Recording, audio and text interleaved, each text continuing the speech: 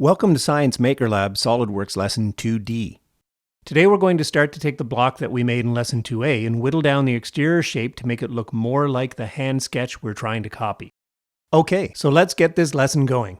First thing that we're going to do is we're going to open up our SolidWorks like we did before, and then we're going to open File, and we're going to open the block that we made in our previous lesson. What we're going to do now is we're going to actually shape this block and add some features to make it into something more than just a rectangular block. When we check our sketch, we can see that there are rounded top corners and an indent into the face of the upright part of our tombstone. Which one do you think we should do first? Yes, it's a good idea to do the rounded corners first, or we'll probably have to go back and reshape our cutout because there was nothing to reference its shape to at the time that we cut it.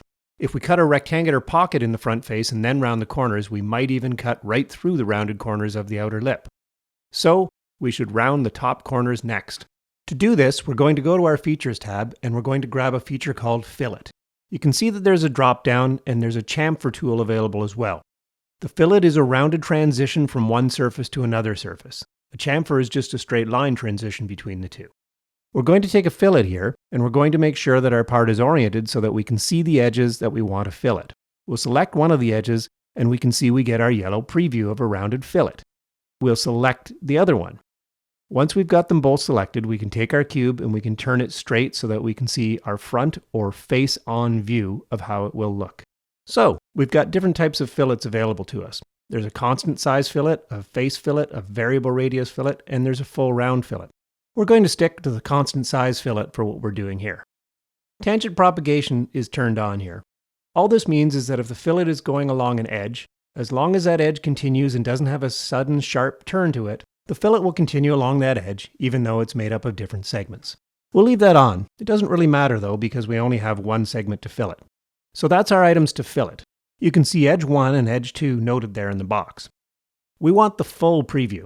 Down in the fillet parameters, it says symmetric. So let's have a look at this parameter because this is how we customize these fillets and we personalize the profiles. I'm going to go under the symmetric drop down here and I'm going to change it to asymmetric. And you can see it doesn't really make a difference right off the bat. That's because the horizontal and vertical dimensions are both 10 millimeters. So let's take one of them, doesn't really matter which, and change it to 20 millimeters. Now you can see a difference. But you can also see that it was applied horizontally to one of the fillets and vertically to the other. Since we can see that only one edge is highlighted right now, edge 2, we can go down to the profile and select the reverse direction. Now the two fillets are mirror images. We can reverse the direction of both edges to get the profiles to flip the other way, or we could simply swap the dimensions around to get the same effect. We'll set that back to symmetric.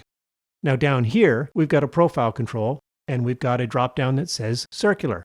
If we drop it down, we can access conic row, conic radius, and curvature continuous. We'll change it over to conic row, and we've got a default value of 0.5. The range that will work is from 0.1 to 0.9. Anything outside that range isn't going to work. You can ask your math professors why not. If we change this value to 0.2, we're going to see that our shape changes so that most of the curvature happens when the line leaves the original outline, but then the arc is fairly flat in the middle of the fillet. If we go up to 0.9, you can see that very little turn happens when the fillet leaves a straight line, but most of the turning happens right in the middle. So that's the conic row option, and that gives us one tool to create non-circular fillet curves. Conic radius is a different animal. It looks almost like a parabolic curve, right?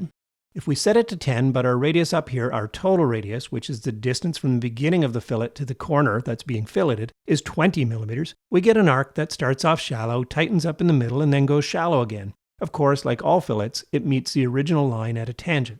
If we change the conic radius to match the fillet radius of 20, we're right back to a fully symmetrical quarter circle. But if we set it to, say, 5, you'll see that it starts off gradually and then the radius gets tighter and tighter and then loosens back up again. Think about when you're driving your car and you turn into a corner. You kind of turn the steering wheel more and more, and then when you get to the middle of the corner, you start to unwind it again. This minimum radius we've set is like the sharpest point of that turn. So at the midway point of the fillet curve, the radius is 5 millimeters, or whatever we've set into the conic radius. The final curve shape option is curvature continuous, which is not adjustable. You may want to pause the video for a couple of minutes while you play with these settings to get the shape that you like. For the ones that I'm drawing, I'm going to go with a conic row of 0.7 and I'm going to go up to 30 for the size of the fillet. Typically the maximum we want to use is half the length of the longest line of the block, so that your fillet doesn't run into the fillet coming from the opposite corner. Note that if you ever run into a situation where you're trying to put a fillet on an edge attached to a small face and it's not previewing, one of the things that you can do is you can try to reduce your radius. Sometimes if the radius is too big for the surface, it'll fail to fillet. But we're good here. We've got the shape that we like and we're going to say yes by clicking on the check mark. Now we'll just use our examiner, which remembers pushing on the mouse and moving the mouse around, to have a look from a bunch of different aspects. Yeah, it's a pretty nice shape. Since the rounded corners are only on the top, not the bottom, I like to call them the shoulders. So I'm going to rename this feature the shoulder. Okay, so now we've completed this filleted feature. This is probably a good point to take a break. See you in Lesson 2E.